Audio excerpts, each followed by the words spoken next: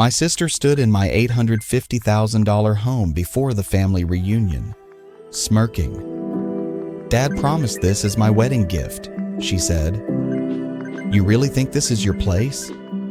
My dad laughed after I paid $760,000 for it. "You don't belong here," he added. I said nothing, just pulled out the deed and texted them. "You really think this is your house?"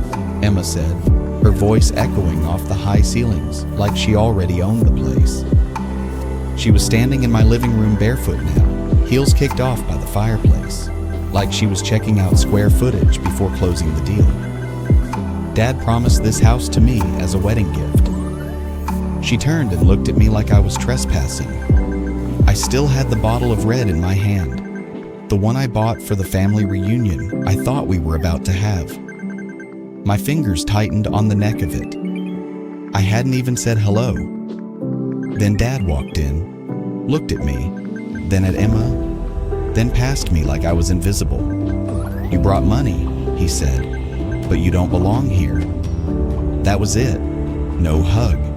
Number good to see you. Just a casual erasure of the $760,000 I'd poured into this place over the past 10 years. My life savings. A decade of brutal freelance gigs. 2 jobs at once. No vacations. No safety net. They stood in my kitchen, and acted like they'd caught me squatting. I didn't say a word. I just walked to the drawer next to the stove, pulled out a clear sleeve with one crisp document inside, and placed it on the island. Dad glanced at it, squinted a little. His jaw twitched. It was the deed. Then I took out my phone. Calm, no drama.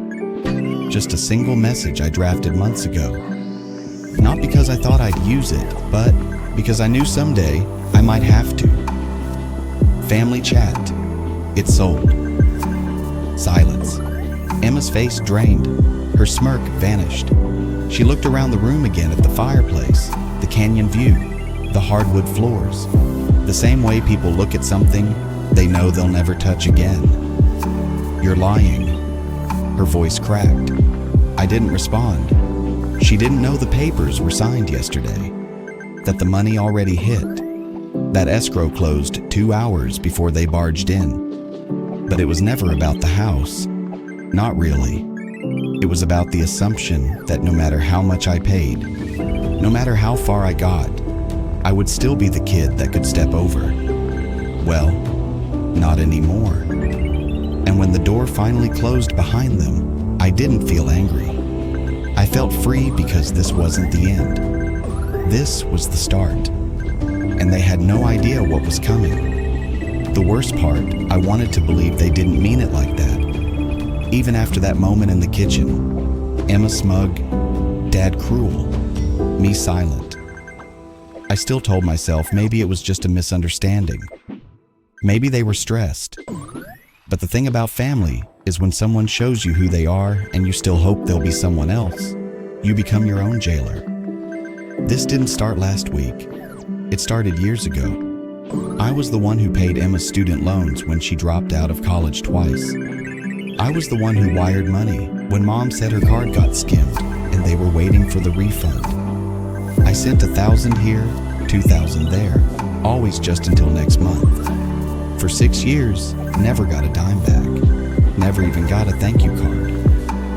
I paid the taxes on my parents' house 3 times, and they never even noticed.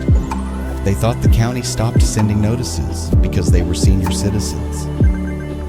I covered Emma's car insurance for 2 years after she crashed her own and blamed it on an icy driveway in July. Then she bought a new car and posted selfies with it on Instagram with the caption, "Some of us were just born lucky."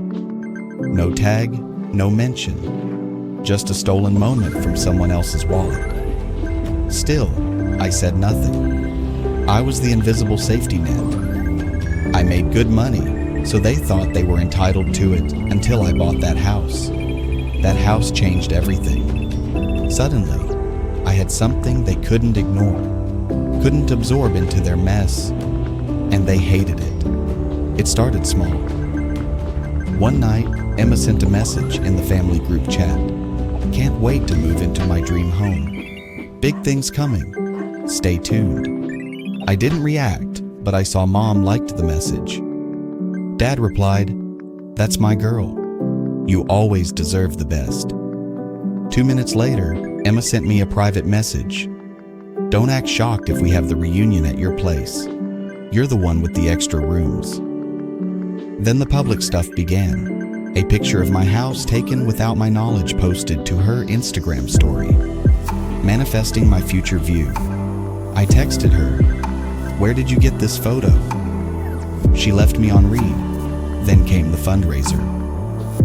Yes, the fundraiser.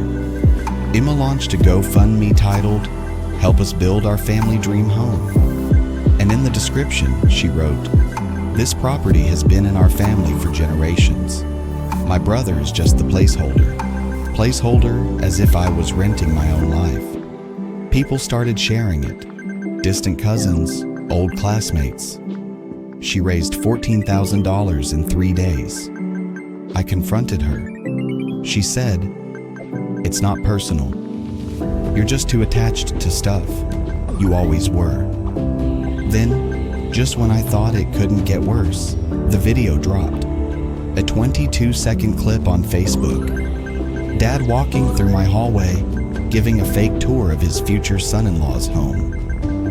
"Right here is where we'll put the pool table. Emma always wanted that. Probably knock out this wall, widen the kitchen, got to make room for grandkids. Of course, we're grateful to our son for keeping the lights on in the meantime." 700 likes, dozens of comments. "Wow, looks amazing. Can't wait to visit." Nobody knew the truth, that the house was in my name, that the mortgage came out of my account, that the only thing they owned was entitlement. That's when I stopped playing along. I started digging. I remembered something, Emma's old hard drive. She used to carry it everywhere, bragged that she backed up everything. I never delete. You never know when you'll need a receipt. I went to my storage unit, found the backup she left years ago when I helped her migrate laptops. Plugged it in, waited. At first, it was just junk. Selfies, folders labeled bridesmaid inspo files named LOL Final V3.pdf. Then I saw the folders. Ex's family fakes do not delete. Screenshots for proof. I opened family. Inside were dozens of edited screenshots. Text she altered to make it look like I threatened her. Emails rewritten. My words twisted into threats and insults. She even had voice memos stitched together to fake angry voicemails from me. I listened to one. "You don't matter. I hope your life falls apart." My voice, but cut and glued together like a ransom note. You could hear the choppiness if you listened closely, but who would? She was preparing for something. I copied everything. Then I checked the timestamps. Some of those messages were from dates when I was out of the country. She didn't just manipulate the family. She built a case. A case for what? I didn't know yet, but I wasn't waiting to find out. I started my own file. And then the final crack. 3 nights before the reunion, I got a text from one of Dad's old friends. Ron, a guy I hadn't heard from in years. "Just FYI, your dad's been showing people around the house. Told me he's gifting it to Emma. Is that true?" I didn't reply. Instead, I called the realtor, the same one who helped me buy the place, and I said 4 words I thought I'd never say. "Let's list the house." They showed up in matching colors, Emma in ivory and pearls, Mom in some kind of floral situation, and Dad in a blazer he only wore when he wanted people to think he still had control. They came early. Of course they did, because they thought it was already theirs. The reunion was supposed to start at 5 p.m., guests arriving around 4:30 p.m. But at 3:48 p.m., I heard the gate code beep and 3 sets of footsteps echo across the marble entryway of a house I had already sold. I was waiting in the kitchen, calm, focused. I had set everything exactly the way I wanted it. Dad stepped in first, looked around like a landlord doing a final walkthrough. "So, this is the big goodbye, huh?" He said. "Well, better late than never. Just sign the transfer papers after the party, and we're square." I didn't answer. Emma followed him in, stopped in the living room, smiled wide like a bride walking down the aisle. "God, I can't wait to paint this place. Maybe that awful gray can finally go." No offense. Mom was last. She didn't say anything. She never did. Just watched. I let them speak, let them settle in, let them climb just high enough to enjoy the view before the drop. Then the doorbell rang. I opened it, and there he was. Zach, Emma's ex, the one she humiliated and discarded. The one who moved out after they bled and dry. He looked sharper than I remembered, jacket folder in hand. Emma's face shattered. "What are you doing here?" Zach didn't answer. He stepped inside, nodded to me, and laid the folder on the kitchen island. "I think it's time the family saw the real Emma," he said clear and loud. Then he opened the folder. Inside were screenshots, transcripts, and a printed timeline of messages and voice memos pulled from the hard drive I found. Dated, verified, enhanced. My friend in digital forensics owed me a favor. Emma lunged. "This is fake. You can't just bring trash here. Sit down." My voice came out lower than I expected. It didn't sound like a plea. It sounded like law. She stopped. Dad moved toward the folder, read one page, just one. His face didn't move. Then I spoke. "This is a message Emma sent to Zach's boss posing as a former girlfriend. Tried to get him fired." Silence. "This is a fake text chain she created between me and her, where I supposedly threatened her." I pulled out the tablet I had set up on the dining table and tapped the screen. A voice recording played. My voice, but stitched, glitchy, broken between tones. "You're nothing. I've always hated your guts." Dad flinched. Mom stepped back. Then I dropped the drive on the table.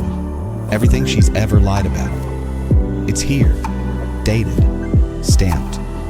Recoverable. Emma was shaking. "You're making a scene." She screamed. "No," I said, "I'm ending one." Then came the second guest, my grandfather, Dad's father.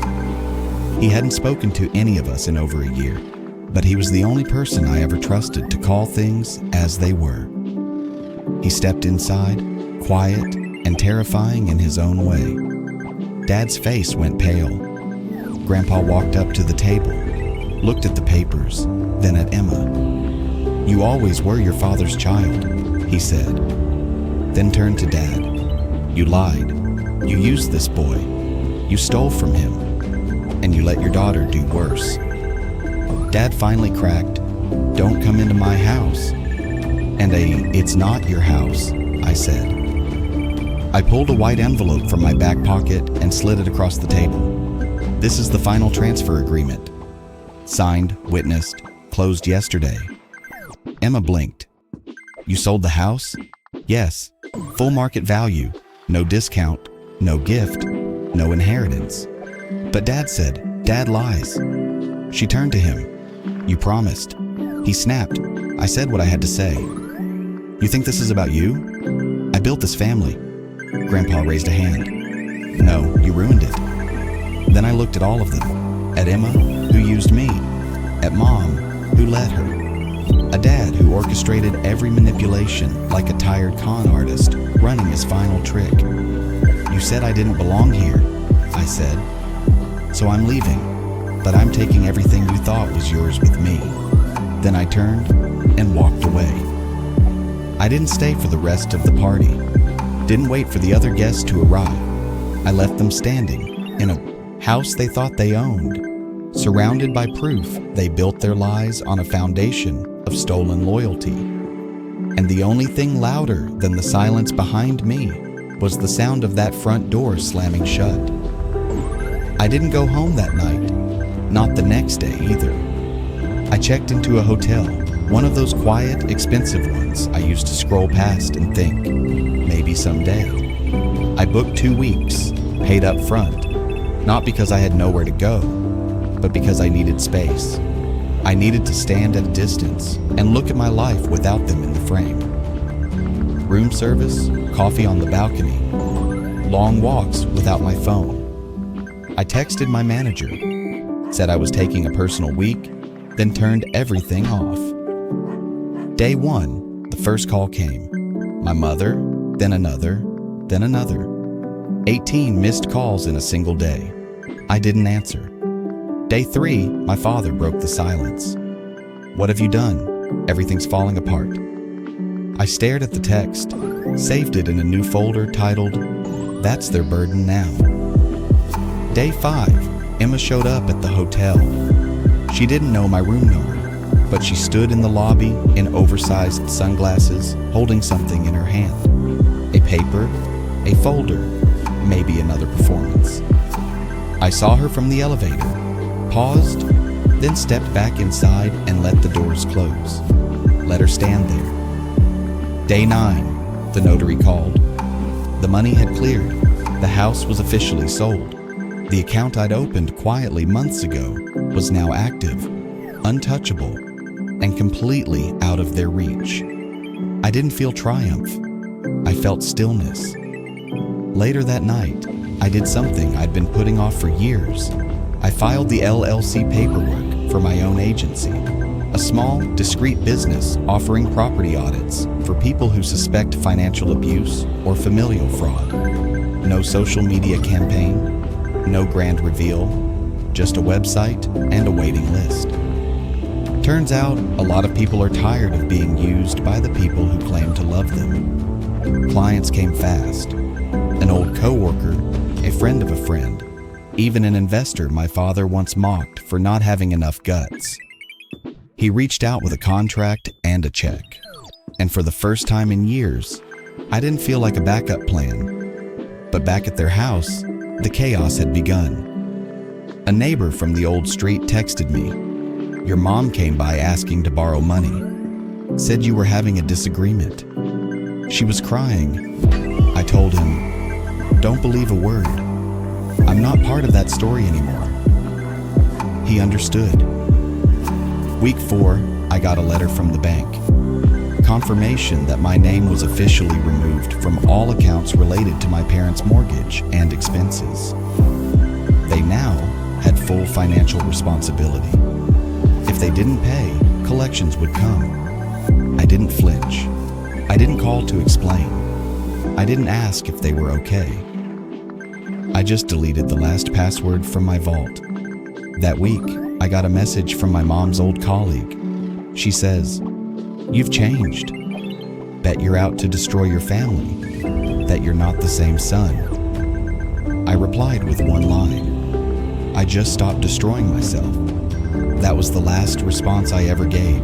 No long monologue, no confrontation. And then finally, it got quiet. No more calls, no more guilt bumps, just quiet. But not the lonely kind, the peaceful kind. The kind that lets you sleep without clenching your jaw. The kind that lets you make breakfast without wondering who's going to ask for something next. The kind where silence isn't punishment, it's freedom. The last time I saw any of them was the day I closed the door on that house. My house, now someone else's. 2 months passed. No calls, no messages, nothing until the whispers started. It wasn't a reunion. It wasn't regret. It was damage control. One of my agency contacts forwarded a name from a fraud screening report. Someone applying for housing assistance under questionable income history. The applicant, Emma, co-signers, my parents. I didn't intervene. I didn't respond. I just made a mental note. They're still trying to game the system even without me in it. A week later, my accountant called. Someone had tried to file a joint enterprise form using my old credentials. The IP address traced back to my father's town. Game on. But I didn't scream. I didn't warn. I just cut, closed every remaining shared account, canceled the last access permission my mother had to just check the balance, renamed my agency, re-registered the legal entity under a new parent company, pulled every last string they could have used to reach me. Then I did something final. I changed my name. Not for show, not for drama, just for ownership. I took my grandfather's last name, the only man in the family who ever looked me in the eye and didn't flinch when I cried. My first name stayed, but somehow it sounded different now. Unchained. The new office was small, clean, sharp, no distractions, no clutter, no people I didn't choose. Above the entrance, I mounted a silver plaque. We don't work with family. People asked if it was a joke. It wasn't. It was a declaration. At the opening, I didn't invite anyone from the past. No old friends of the family. No, he means well relatives. Only my team. People I trust. People who don't need me to be their emotional support system, just to function.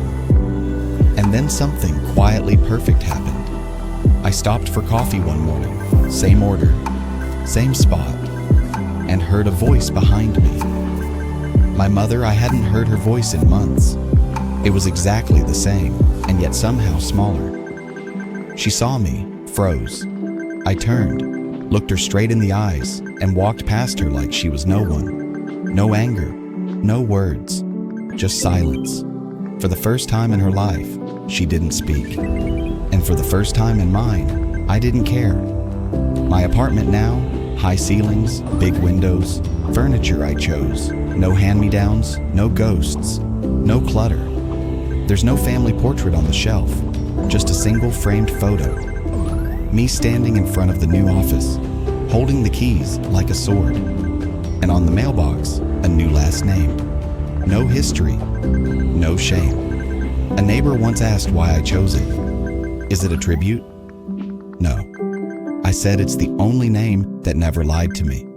There's something powerful about disappearing without explaining, about letting people talk themselves in circles, trying to figure out why you stopped responding, why you stopped saving, why you stopped being the one who always came back. They don't understand. It wasn't a snap. It was a slow burn. Years of small betrayals, swallowed pain, invisible sacrifices, until one day I just stepped out of the fire and didn't look back. I still get questions from outsiders, from people who heard something happened. They ask, "Do you ever miss them?"